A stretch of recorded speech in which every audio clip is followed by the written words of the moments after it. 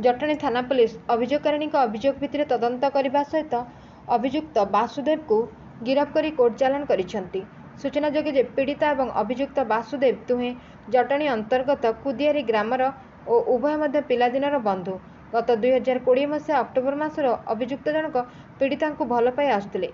गत 2021 मसीह पीड़िता ट्यूमर पीड़ित थे, जो से भुवनेश्वर कैपिटल हॉस्पिटल अस्त्रोपचार करते।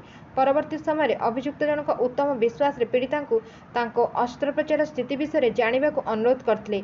पीड़िता अस्त्रोपचार होता गोपनीय अंश को अभियुक्त को देखाई।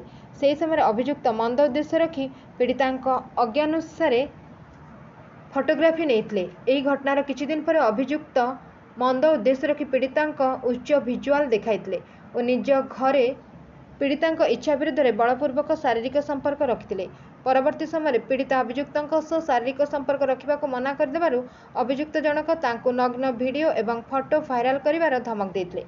गत 19/3/2024 तारिख में पीड़िता जनक घरे थिबा बेले अभियुक्त घर को आसीथिले एवं बाहाना करी पीड़िता सर्टिफिकेट और मोबाइल फोन नहीं जाइथिले। पीड़िता एने भौणी आगे यह घटना विषय जणाइबा परे पीड़िता भौणी अभियुक्त घर को जाई पीड़िता मोबाइल फोन सहित सर्टिफिकेट आनिथिले। बदल में 4500 टंका अभियुक्त अभिभावक को जणाई देइथिले। यापर अभियुक्त जनक पीड़िता गोटे आपत्तिजनक फोटो सहित बापा निकट को चिठी पठाइथिला। फोटो एवं चिठी देखा पर पीड़िता बापा विरक्त होते, जो पीड़िता जनक घर छाड़ी चल जाते।